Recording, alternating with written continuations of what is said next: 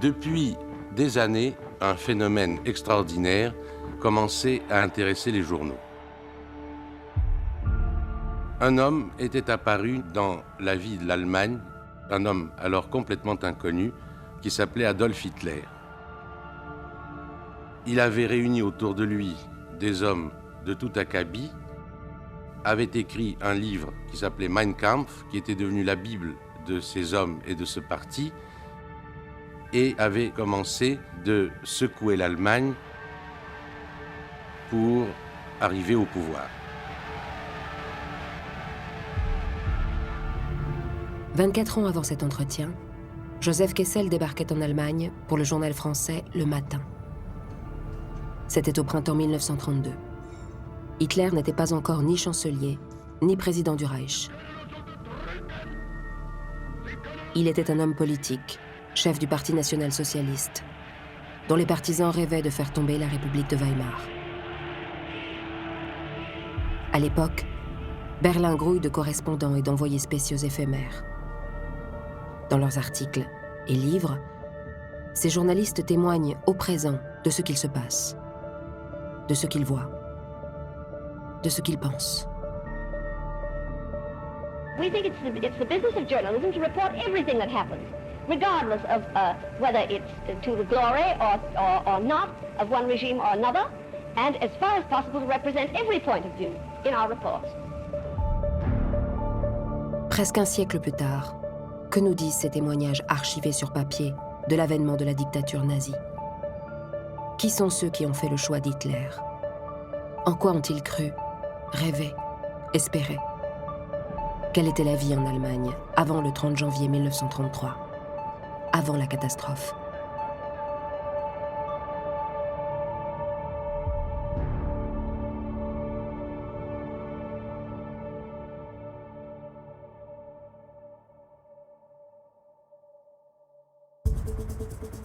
En 1929, l'Allemagne est en pleine effervescence. La République de Weimar vient de célébrer sa première décennie. Née dans le chaos de la Grande Guerre dont elle assume encore le coût des réparations, elle accélère le pas. Tout va vite, très vite. Les rues s'allongent, le ciel se rapproche. L'État devient providence. Les nazis, eux, restent à la marge de la vie politique allemande, avec seulement 12 députés au Reichstag. Pour de plus en plus d'Allemands, c'est le temps de l'apaisement, des loisirs et des nuits sans fin.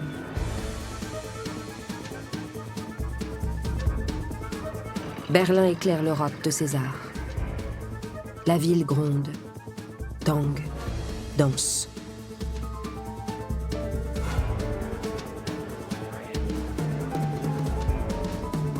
Les célébrités se nomment Thomas Mann, Bertolt Brecht, Marlène Dietrich, ou encore Fritz Lang, qui vient de tourner son dernier film, La femme sur la lune.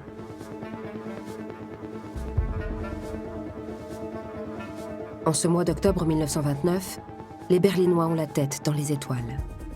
Ils ne savent rien du drame qui prend forme à New York. Quelques jours après la première de Fritz Lang, la bourse de Wall Street s'écroule. La finance revient sur terre. Le premier crash financier du siècle s'abat sur l'Allemagne. La crise frappe de plein fouet la République de Weimar. Le chômage s'envole, les magasins ferment. Peu à peu, la misère s'installe. Face à cette situation, le nouveau chancelier, le centriste Heinrich Brüning, prône l'austérité.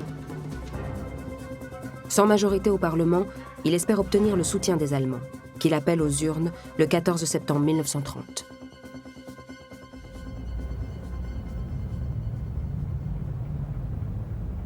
En France, de nombreux journaux décident de suivre l'événement. Le Matin, qui vend chaque jour plus de 500 000 exemplaires, envoie l'un de ses journalistes les plus importants, Henri de Corrab. Quelques jours avant le scrutin, l'envoyé spécial débarque à Berlin.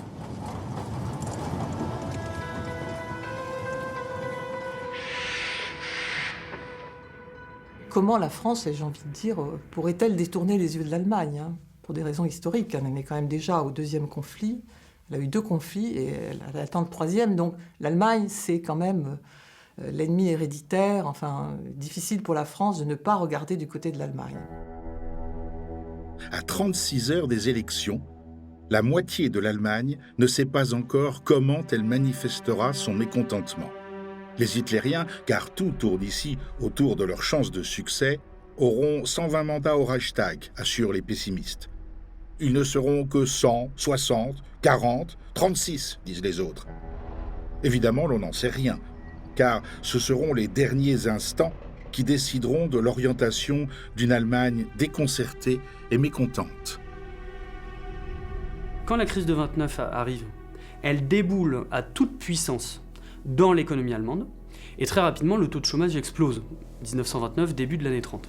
Ça crée déjà une crise assez forte dans la République de Weimar. Jusque-là, les nazis et Hitler, c'est toujours un petit parti sans influence. Mais très rapidement, quand on regarde un peu plus précisément au niveau des territoires, aux élections municipales, aux élections régionales, de début des années 30, les choses commencent à bouger. Le parti nazi commence à faire 6, 7%. Durant tout l'été 1930, les sections d'assaut, les SA, la milice armée du parti nazi, investissent les rues. En chemise brune, drapeau en tête, ils défilent, occupent les places et encadrent les meetings. En un mois, les nationaux-socialistes réussissent l'exploit d'organiser 34 000 rassemblements. L'un des derniers se déroule à Berlin, dans la salle du Sportpalast, en présence d'Adolf Hitler. Le lendemain, Henri de Corrab raconte à ses lecteurs ce qu'il a ressenti à la vue des partisans nazis. « Vive le Troisième Reich !» répète sans arrêt un individu en bras de chemise. Qu'est-ce que cela veut dire ? Personne ne saurait y répondre. Ces gens descendent dans la rue par besoin d'acclamer. Ils cherchent un dieu, un empereur peut-être une religion. Deutschland erware, Allemagne, éveille-toi. Début des années 30, on a du mal à imaginer une sortie de la crise. Et c'est là où le nazisme va s'incruster et va dire, voilà, nous, on va offrir du travail, on va offrir le plein emploi, on va offrir une amélioration. Et évidemment aussi, en désignant un ennemi, ça sera la faute des Juifs, ça sera la faute du capital, ça sera la faute du communiste. Une partie de la population allemande, 12 ans après la guerre, a perdu la raison. C'est l'impression ahurissante que donne la ville de Berlin à la veille des élections. Ce ne sont pas des partisans politiques, ces gens qui crient en secouant leurs petits drapeaux avec des gestes de maniaque. Ce sont des fous. Le 14 septembre 1930, près de 19% des Allemands donnent raison au candidat de la Croix gammée. 107 députés sont élus. Le parti remporte sa première victoire nationale d'envergure et devient la seconde force politique du pays. Chaque déplacement du leader nazi est désormais couvert par la presse internationale. Hitler le sait et en joue. Fin septembre, à Leipzig, il déclare « Encore 2 ou 3 élections et nous assisterons au soulèvement raciste. » Une haute cour sera constituée pour que le crime de novembre 1918 trouve son châtiment. À ce moment-là, des têtes tomberont. Après l'échec du putsch du 9 novembre 1923, qui a été vécu dans sa chair par Hitler, il a eu peur. Il a eu peur de mourir. Il s'est enfui en taxi. Il a été récupéré tout tremblant par la police de Bavière dans la banlieue de Munich. C'est une expérience cuisante pour lui que l'échec de ce putsch. Et donc depuis lors, il a décidé que l'accession au pouvoir se ferait électoralement, légalement, quitte à tout subvertir après. Le procès de Hitler pour haute trahison en 1924 a été le premier événement qu'a couvert Edgar Ansel Maurer, le correspondant permanent du Chicago Daily News. Avant l'Allemagne, Maurer a été reporter dans les tranchées côté français. Puis il a raconté l'Italie et la marche des fascistes de Mussolini. Edgar Ansel Maurer, c'est celui qui n'a pas transigé. Il va couvrir tout Weimar et il va voir monter à partir de 29-30, il va voir monter en puissance les nazis, il va voir les rues se remplir de chemises brunes, il va voir progressivement se développer les persécutions antisémites du quotidien. Le jour de l'ouverture du nouveau Parlement, Maurer assiste dans les rues de Berlin au combat entre les partisans nazis et la police. Il témoigne ainsi, dès octobre 1930, de la violence, ciblée et orchestrée, du soulèvement raciste. Des fusillades et de violentes émeutes ont marqué l'ouverture du 5e Parlement de la République allemande aujourd'hui. De petits groupes de fascistes ont afflué des rues latérales en criant « Allemands, réveillez-vous! À bas les Juifs !» Ils ont brisé les énormes vitres de tous les magasins juifs, y compris l'important grand magasin Wertheim, où seule une fenêtre est restée entière. Rien n'a été volé, mais les chahuteurs ont menacé à tue-tête. Nous allons revenir. Ce n'est qu'un avant-goût pour vous montrer ce que nous pouvons faire, à moins que vous décidiez de nous aider à devenir libres et à trouver du travail.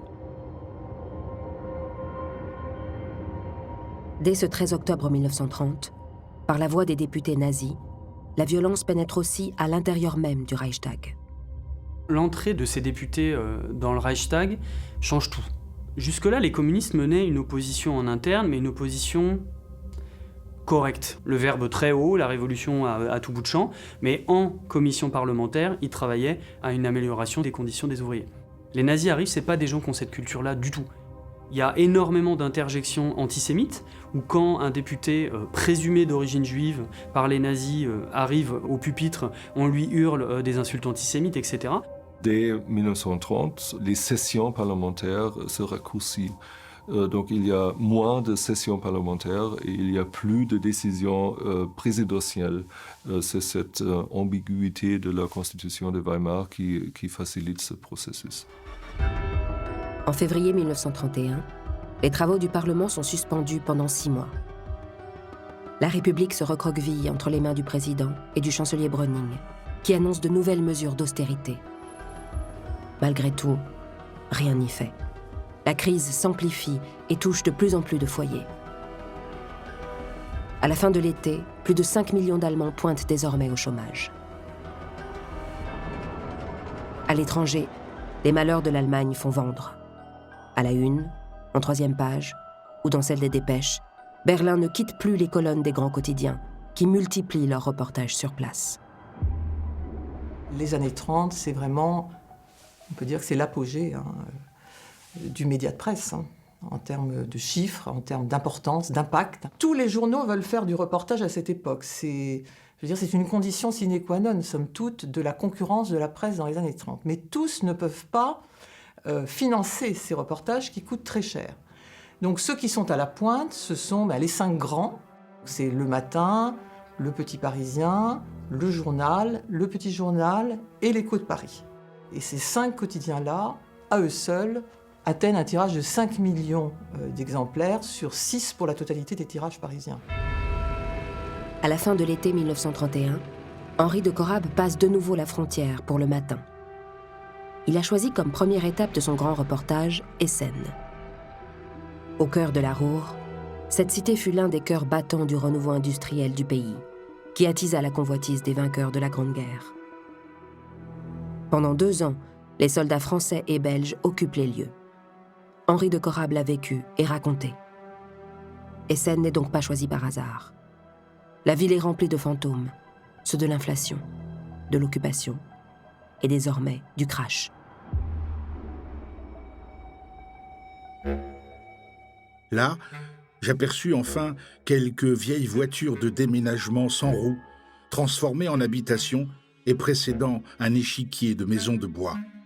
Des femmes, sur le pas de leurs portes ou à leurs fenêtres, répondaient à nos questions d'une manière maussade et évasive. Ce qui frappe, c'est la longueur de ces reportages, la sérialité presque continue, pendant parfois 1 mois, 1 mois et demi. Il ne s'appelait pas grand reportage pour rien. C'était pas seulement parce qu'on allait loin pour quêter la nouvelle, c'était aussi parce qu'il était grand en termes de format. Enfin, un vieux qui sortait d'un enclos répondit par un sourire à notre salut. Les temps sont durs, et ce sont les hommes qui ont changé.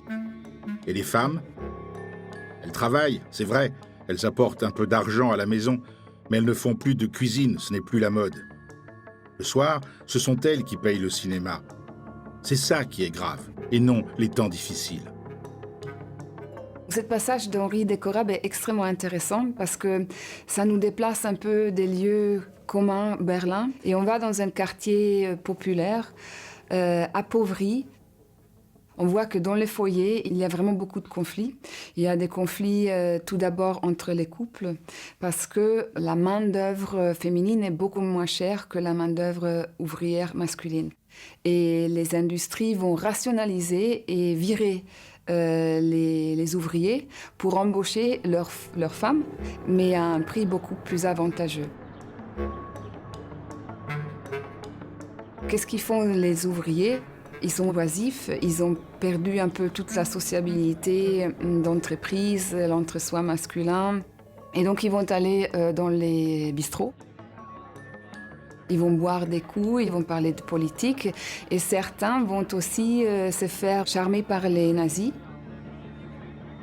La SA joue le rôle un petit peu d'Emmaüs ou de la soupe populaire pour ces gens-là qui sont souvent des chômeurs, qui trouvent au sein de la SA une famille, un groupe, à manger, une soupe chaude, parfois un logement, et qui trouvent, au-delà de ça, un honneur retrouvé, restauré.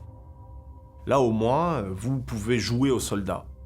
Vous pouvez revêtir un uniforme, faire de l'exercice, exercer votre virilité, votre violence, et vous réaffirmer comme un sujet de votre propre existence. Le nazisme va aussi parler à ce public-là en disant « nous, on va renverser à nouveau les relations entre les sexes, on va mettre de l'ordre, on va mettre les femmes à leur place, on va d'abord donner du travail aux hommes et on va vous réinstaurer comme pater familias, comme la personne qui vraiment souvient aux besoins de la famille ». Le reportage d'Henri de Corab se conclut à Berlin, le jour où, dans certains quartiers, on célèbre Rosh Hashanah, la fête du Nouvel An juif. La scène se passe de nuit. Une nuit où la rue est devenue mauvaise, hostile. Du fond de l'avenue, nous arrivait un bruit de tumulte, des cris, un hurlement de sirène. Des gens arrivaient en courant, en criant au passage « Die Nazi, die Nazi !» Une élégante jeune femme s'arrêta, essoufflée devant notre table. Elle nous raconta qu'ils s'étaient glissés un à un dans le café en s'asseyant à des tables déjà occupées.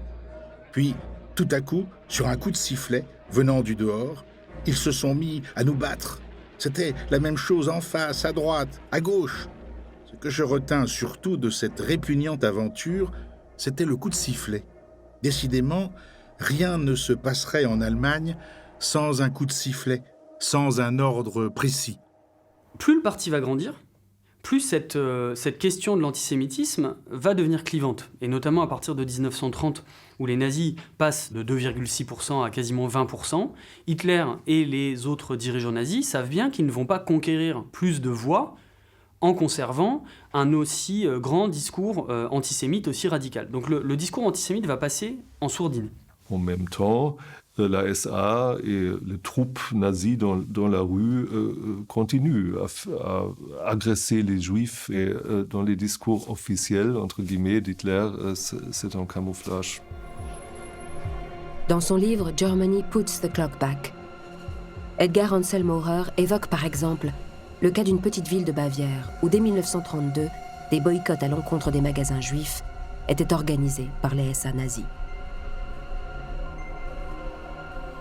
Des sentinelles à croix gammée se tenaient devant les magasins appartenant à des juifs et notaient les noms de ceux qui y achetaient. Les personnes qui ne sont pas dans le quartier sont dirigées vers des magasins tenus par des Allemands, c'est-à-dire des nationaux-socialistes.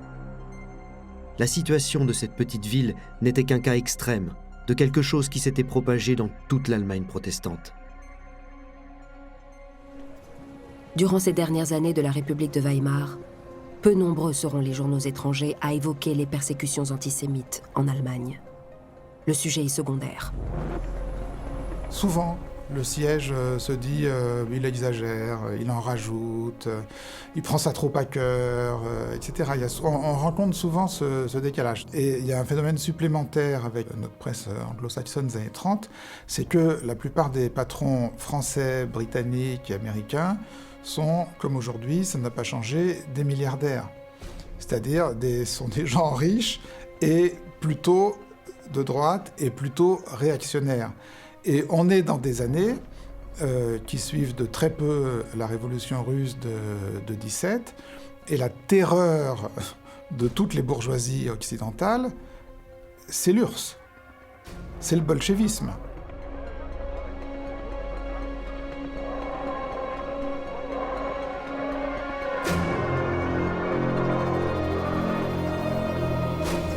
Qui fait que quand Hitler monte en puissance et apparaît, avec son anticommunisme, parce que les nazis sont antisémites d'abord, mais ils sont aussi très anticommunistes, je pense que beaucoup de patrons de presse occidentaux se disent « Bon, s'il peut calmer un peu les communistes allemands, finalement, c'est quelque chose qui peut avoir du bon. » Donc les patrons de presse, et ça vaut pour les Français, ça vaut pour les Britanniques, ça vaut pour les Américains, ne sont pas du tout anti-nazis, pour la plupart. Pas du tout.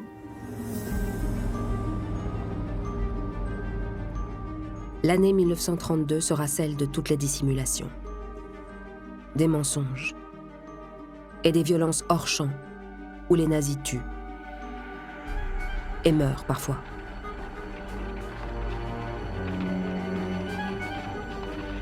L'année 1932 est une année précipitée, parce qu'il y a plusieurs scrutins. Le premier scrutin qui est prévu, c'est l'élection présidentielle à l'issue du septennat de Paul von Hindenburg. Et cette élection présidentielle met face à face le vieux maréchal prussien, conservateur, qui se retrouve un peu malgré lui à incarner la République de Weimar, envers laquelle il n'est pas forcément bien disposé culturellement, et face à lui, Adolf Hitler.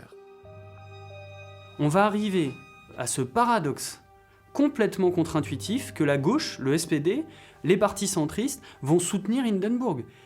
Rien que ça pose un énorme problème démocratique qui est qu'un parti de gauche révolutionnaire comme le SPD va en arriver, pour faire barrage à Hitler, à soutenir un général conservateur de 83 ans dont la proximité avec les thématiques sociales, etc. est toute relative. À l'étranger aussi, la présidentielle allemande est l'événement du printemps 1932. Le patron de Paris Soir, habitué aux coups médiatiques, ne rate pas l'occasion. 3 axes du reportage vont partir en même temps pour Berlin. C'est une véritable escadrille qui va survoler l'Allemagne et en montrant tous les aspects dans la période fiévreuse qui précède l'élection à la présidence du Reich. Et quelle escadrille! Jules Soerba, Maurice de Cobra, Pierre Macorlan. Le 8 mars, Pierre Macorlan pose sa valise au Grand Hôtel Adlon de Berlin, non loin d'Alexanderplatz. L'écrivain reporter, figure du fantastique social, y restera jusqu'au premier tour de la présidentielle. Dès le premier contact avec la rue de Berlin, on comprend que la misère est là, tapie comme une bête monstrueuse et informe. Voir, ce n'est pas si facile. La misère est une mégère pudique. Elle n'est point belle, elle le sait et se maquille. Pour Macorlan, l'information s'obtient à travers la vue, le regard. Et dans ses reportages, notamment celui-là, ce qui est très frappant, c'est qu'il articule tout le temps voir et savoir. Voici par exemple un homme quelconque sur le trottoir de la Mühlachstrasse, qui est l'une des rues les plus pauvres de Berlin. Cet homme, au pardessus correct et boutonné jusqu'au menton, n'a pas de chemise et de veston sous ce vêtement. La Mühlachstrasse n'est pas une rue pouilleuse. Sa misère est à l'intérieur. Elle est dans une pièce interdite au public où 4 misérables couchent sur un même matelas devant une assiette trop souvent vide.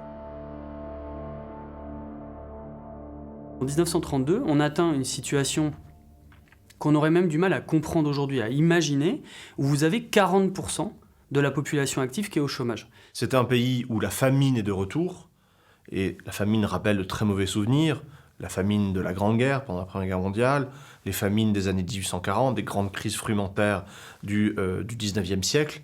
Et donc c'est une Allemagne qui, au fond, se croit condamnée à vivre toujours et encore des crises et à ne jamais se relever.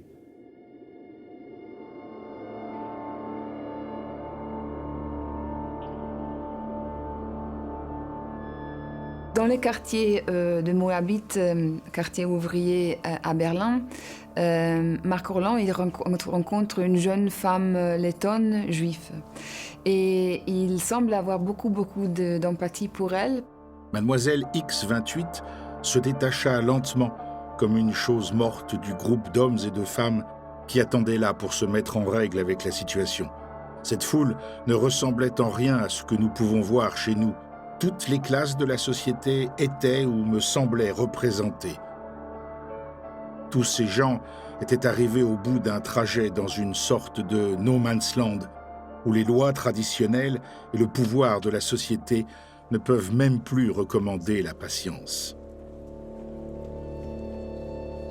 Ça montre que le chômage et la misère ne touchent pas uniquement le monde ouvrier, mais aussi la classe moyenne. Et cette jeune femme, elle travaille dans un bureau. On ne sait pas exactement si elle est secrétaire ou sténotypiste. Ça fait 10 ans qu'elle est à Berlin. Et avec ses camarades ou collègues du bureau, elle ne sait pas trop quoi faire et qu'est-ce que l'avenir va lui réserver. Et maintenant, je sens que le danger m'encercle, dit-elle. Si Hitler est élu, je peux prévoir un peu ce que sera ma vie. Je suis lettonne parce que mes parents étaient lettons. Hitler, vous le savez, a promis de renvoyer tous les étrangers qui travaillent en Allemagne. Où aller? Je ne parle pas le letton. Il me sera donc facile de mourir de faim dans mon pays. Mademoiselle X28 nous remercia et prit congé. Elle tourna au coin d'une rue, proprement restituée au néant d'une grande ville, et nous ne la revîmes plus.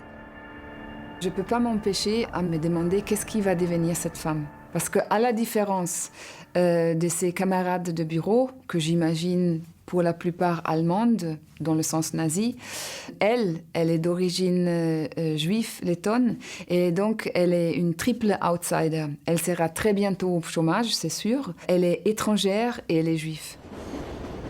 Au même moment, aux États-Unis, un entretien d'Adolf Hitler accordé à la journaliste américaine Dorothy Thompson fait sensation. Ces pages seront la principale raison de son expulsion du pays en 1934. Dorothy Thompson n'est pas correspondante sur place en Allemagne. Elle y fait des sauts. Elle a un court entretien avec Hitler, Dorothy Thompson. Ça dure 1 heure, ça se passe très mal. Lorsque j'ai pénétré dans le salon d'Adolf Hitler, j'étais persuadée que j'allais rencontrer le futur dictateur de l'Allemagne. En moins d'1 minute, je fus convaincue du contraire. Il est incohérent, jacasseur, ne tient pas en place, manque d'assurance. Ses gestes sont maladroits, manque presque de dignité et n'inspire certainement pas le respect. Seuls ses yeux sont remarquables. Gris, sombres, exorbités. Ils brillent de l'éclat particulier qui distingue souvent les génies, les alcooliques et les hystériques. Lui a été très sensible aux moqueries de la presse internationale. Il y a un discours célèbre, longtemps après, en 1939, je crois que c'est son discours d'anniversaire de la prise du pouvoir en janvier 1939, où il s'adresse à la presse internationale et il dit « Vous avez bien ri, hein ? Ben, vous riez plus maintenant. » Les Juifs sont tenus responsables de tout. Dans Mein Kampf, je trouve que M. Hitler arrive sans sourciller à les accuser de choses parfaitement contradictoires. Dans la stratégie d'Hitler, les Juifs n'étaient plus simplement des colporteurs et des petits créanciers. Ils étaient la finance internationale. Ils étaient la commission des réparations, ainsi que la République qui imposait des taxes. Le fait qu'il ait des millions d'adeptes vous étonne? En l'écoutant, ils se sentent glorifiés. Des jours meilleurs arrivent. Elle n'a jamais été aussi proche, l'ère de la race, où tous les bons teutons prendront le dessus, simplement parce qu'ils sont teutons. L'Allemagne se sent oppressée et ligotée, condamnée à suivre les diktats de la France jusqu'à la fin des temps. Seul ce petit homme préconise une vraie rébellion.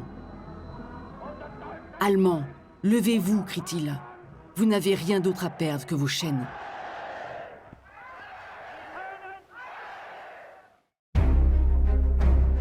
À la veille de la présidentielle, les rues allemandes se recouvrent des couleurs des partis et des portraits des candidats. À Berlin, dans les quartiers rouges de la capitale, c'est le nom du président du Parti communiste allemand, Ernst Thälmann, qu'on affiche. Les communistes du KPD ont été l'autre surprise des dernières législatives. Ils espèrent doubler les nazis et instaurer une dictature prolétaire. Le vieux maréchal Hindenburg, lui, limite sa campagne à quelques pas devant une caméra. Ses alliés sociodémocrates et centristes se chargent de faire voyager le portrait du candidat à travers tout le pays. Les nazis, eux, sont les plus ambitieux et les plus spectaculaires. À l'aide d'un avion, Hitler survole l'Allemagne. Dans un rythme effréné, il multiplie les bains de foule et les discours.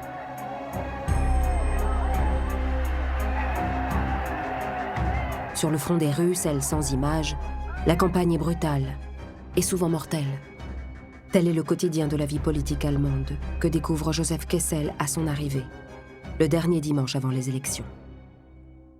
En 1932, Kessel est dans sa trentaine fringante.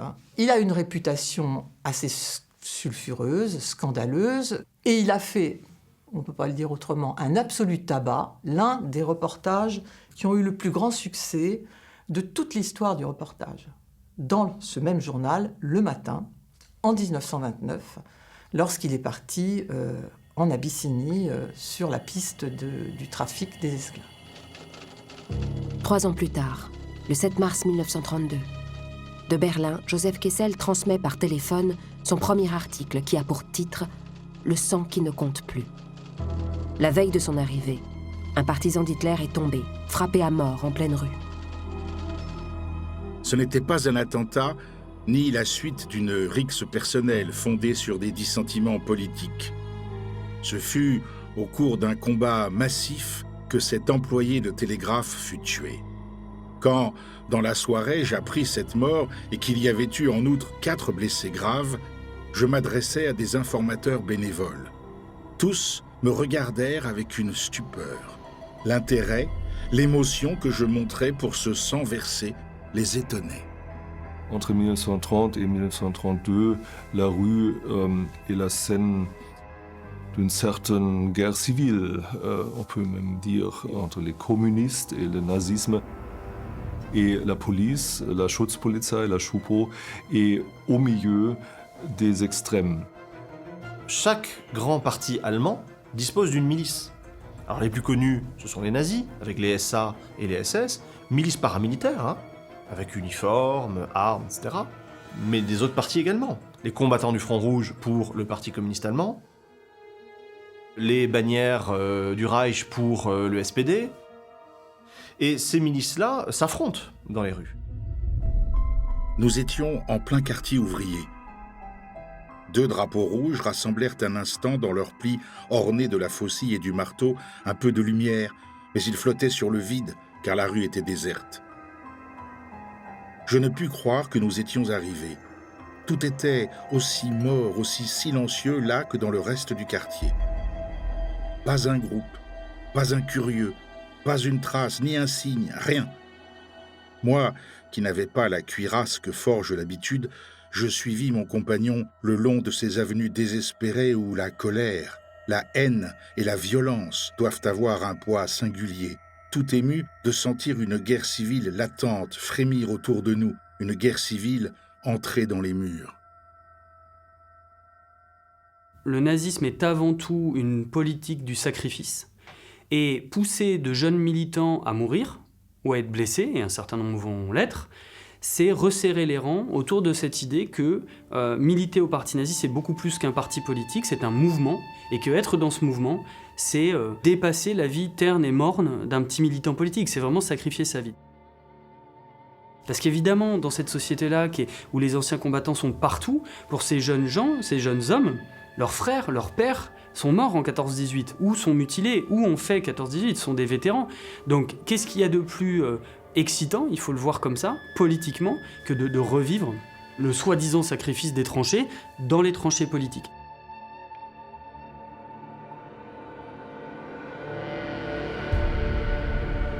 Le 13 mars 1932, la rue retrouve son calme. C'est jour de vote. Plus de 86% des Allemands font le déplacement. Le président, certain de sa victoire, s'est abstenu. À tort. Quand les résultats tombent, Hindenburg est en tête mais rate la majorité à quelques voix. L'ancien caporal fait trébucher le glorieux maréchal. Le vote nazi est un vote rural, semi-rural. L'image du vote nazi, c'est la petite ville de province, de 20 000 habitants, de 40 000 habitants, traumatisé, mis en question, mis en difficulté par toute l'expression des phénomènes de la modernité, la libération sexuelle, ce monde bizarre de Berlin, les cinémas, l'homosexualité, et puis qu'est-ce que c'est que cette musique qui débarque, le jazz, et puis ces gouvernements, parfois corrompus, etc. C'est ce monde-là un peu traditionnel, protestant, qui en majorité va voter pour les nazis. Le 10 avril 1932, lors du second tour de la présidentielle, Hindenburg est réélu. Mais Hitler a convaincu 2 millions d'électeurs supplémentaires. Le chancelier Heinrich Brüning est alors remercié. Le baron Franz von Papen, l'un des proches du président, prend sa place. Dans le Chicago Daily News, Edgar Hanselmaurer décrit le nouvel homme fort du Reich ainsi. Papen est un centriste, au penchant hitlérien bien connu. Il essaie de former un cabinet d'hommes dont les titres aristocratiques élevés ont la consonance des vieux jours impériaux. Papen a l'intention de gouverner avec une main ferme. À plusieurs reprises au cours des derniers mois, il a exigé une dictature nationale libérée de tous les artifices parlementaires. Comme ses prédécesseurs, von Papen dissout l'Assemblée et appelle les Allemands aux urnes. La campagne est courte, intense, extrêmement violente. On compte, en juillet 1932, une centaine de morts politiques. Ce haut niveau de violence est inédit et inconnu dans une démocratie occidentale à cette époque. Pendant que les troupes d'assaut nazies s'activent sur le front des violences, Hitler mène une campagne tambour battant, sous le regard des objectifs de son parti et des actualités filmées. Sur ces images, les scènes se répètent. Hitler atterrit en avion, fend la foule, reçoit des fleurs, puis monte sur l'estrade et parle. Vor diesen 30 Parteien gab es ein deutsches Volk und die Parteien werden vergehen und nach ihnen wir bleiben wieder unser Volk. Und wir wollen nicht sein eine Vertretung eines Berufs, einer Klasse, eines Standes, einer Konfession oder eines Landes, sondern wir wollen den Deutschen so weit erziehen, dass vor allem alle begreifen müssen, dass es kein Leben gibt ohne Recht und dass es kein Recht gibt ohne Macht und dass es keine Macht gibt ohne Kraft und dass jede Kraft im eigenen Volk sitzen muss. À la fin de ce discours, Hitler prend la route pour Berlin pour le dernier meeting de la campagne. Parmi les spectateurs qui l'attendent, Joseph Kessel. Cette fois-ci, le reporter français ne s'est pas installé près de la scène, aux côtés des autres journalistes. Il a préféré voir, depuis le cœur de la foule. Y avait-il 50 ou 60 ou 100 000 hommes et femmes réunis là? Je l'ignore. Mais leur masse était écrasante, hallucinante. Depuis 2 heures, ils se trouvaient là, écoutant les marches militaires. Au milieu de l'immense arène cernée par la piste, se dressaient des milliers d'hommes de choc. Section par section, régiment par régiment, en uniforme de parade, les troupes d'assaut faisaient bloc sous les drapeaux, les étendards, les oriflammes. Hitler a trouvé la plupart de ses militants et de son audience parmi les protestants. Et dans ces milieux, Hitler est vu comme une sorte de messie politique, ou de sauveur, si vous voulez. Quand on va voir Hitler, on entend la rage, la douleur, la souffrance, le deuil l'énergie, la volonté et une affirmation de puissance. Autrement dit, on participe à un rituel d'ordre très archaïque, où on va entendre une forme de sorcier, une forme de chaman. Soudain, de la voûte par laquelle on accède à l'arène, une automobile surgit. Toute ardente de torches, elle se mit à faire très lentement le tour de la piste. Sur le marchepied se tenait l'idole, Adolf Hitler. Le corps d'Hitler, lors de ces meetings, c'est peut-être l'essentiel, parce que, au sens littéral, c'est un médium. C'est une membrane de diffusion. C'est un moyen d'expression, c'est un vecteur d'expression.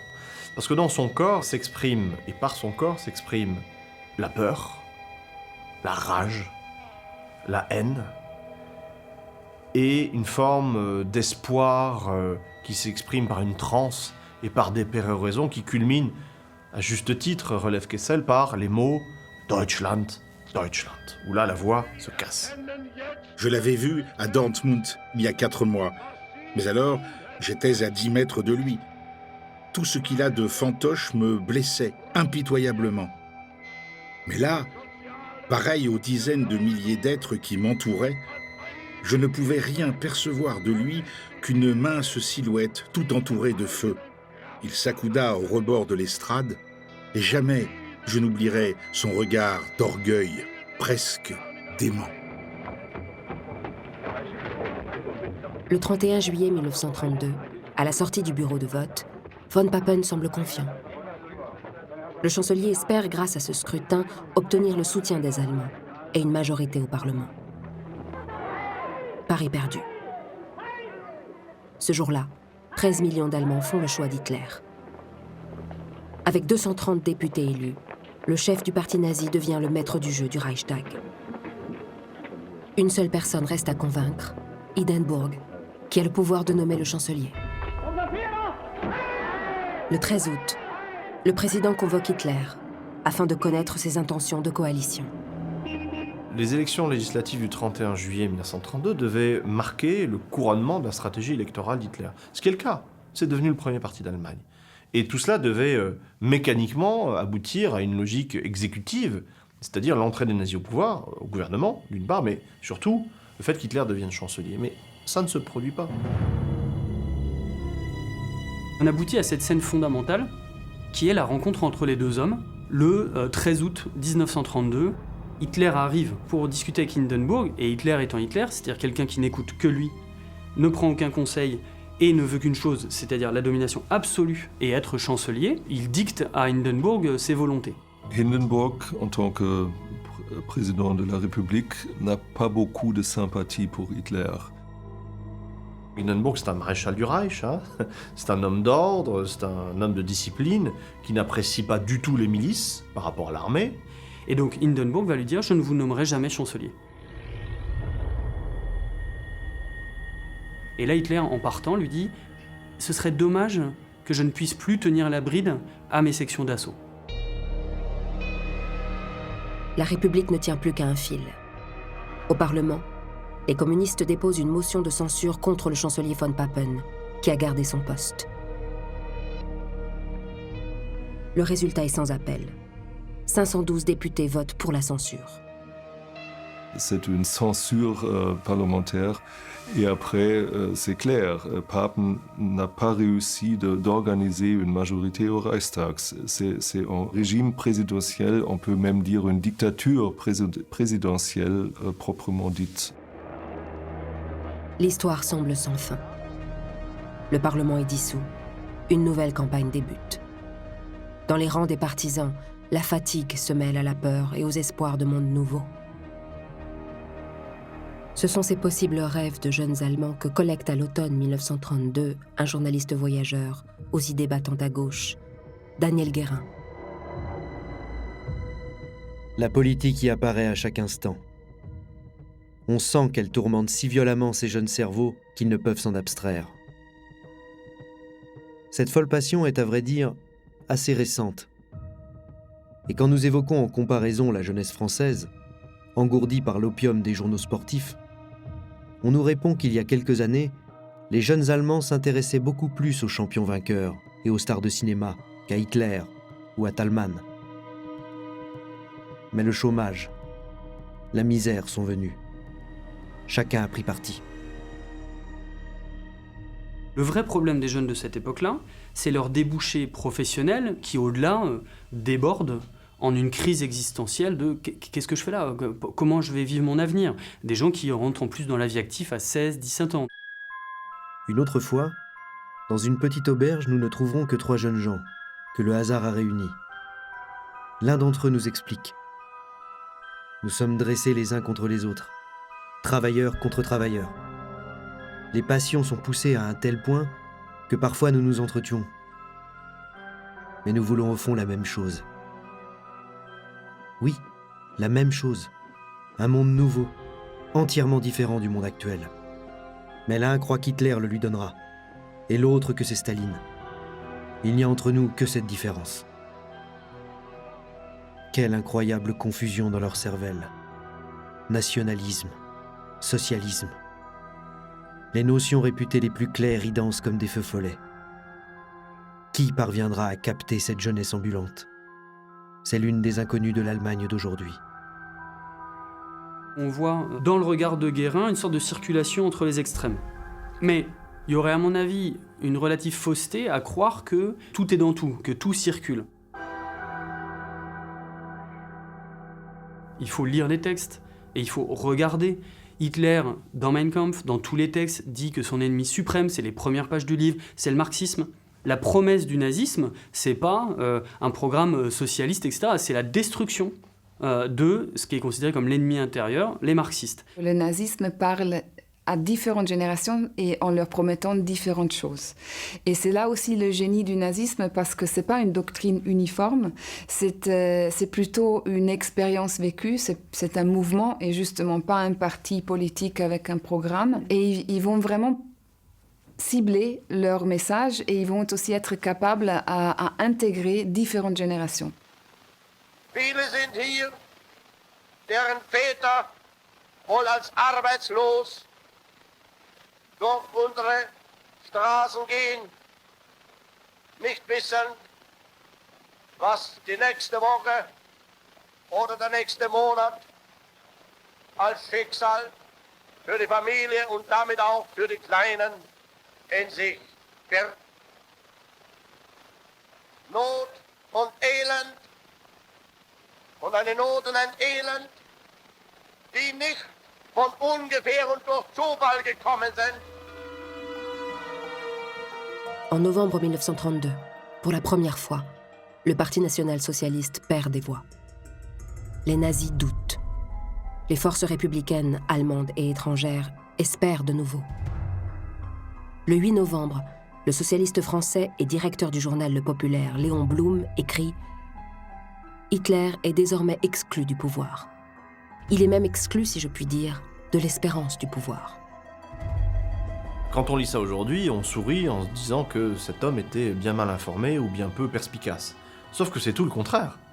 Léon Blum a raison de dire ça. Parce que les nazis eux-mêmes le disent. Hitler menace de se suicider en novembre 1932 parce que tout est fini. Goebbels confie à son journal, à la Noël 1932, il est tout seul dans son bureau, qu'il est triste et qu'il éprouve une mélancolie suicidaire. Bref, ces gens-là ont perdu. Et ils ont été remis en selle par des petits politiciens minables de la droite bourgeoise autour d'Hindenburg. Il y a des tractations, des complots, les gens se rencontrent dans l'ombre, chacun y va de son dîner non officiel. Il y a quelques jours de crise ministérielle, ils sont 2 ou 3 à refuser le poste de chancelier, parce que justement Hitler ne veut pas soutenir un gouvernement où lui-même ne serait pas chancelier. Au premier jour de l'année 1933, à 2 reprises, von Papen rencontre Hitler. L'ancien chancelier devient émissaire. Le drame prend forme. Von Papen rassure Hindenburg et son entourage, notamment son fils, Oskar von Hindenburg, en disant « Écoutez, vous allez nommer Hitler à la chancellerie, vous allez me nommer vice-chancelier, et c'est moi qui vais tirer les fils de ce jeu de marionnettes. » Hitler, au fond, n'est qu'un voyou mal dégrossi, un orateur de brasserie et un pantin de tréteaux. Alors que le grand politique, le professionnel, c'est moi, von Papen.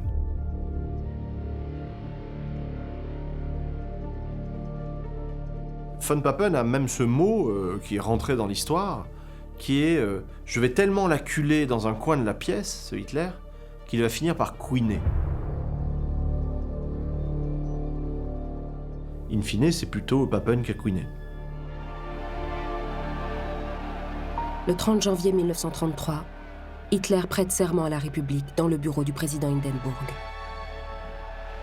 Par les urnes, la rue et les tractations de certains, Hitler est nommé chancelier. Le soir même, les SA nazis défilent fièrement sous les fenêtres du gouvernement. Alors qu'il y a quelques mois, la nomination d'Hitler comme chancelier aurait fait sensation en Allemagne, l'annonce d'aujourd'hui a été accueillie avec modération. Qu'il fasse un essai, telle était la teneur des commentaires, même parmi les ennemis d'Hitler. Il y a des jours où l'histoire semble vaciller. Quand cela se passe, il est difficile de s'en rendre compte. Tout semble en ordre, à sa place. Et pourtant plus rien ne sera comme avant. Ce sont les lendemains qui actent de ce moment, de cet instant où il y a eu un avant, un après.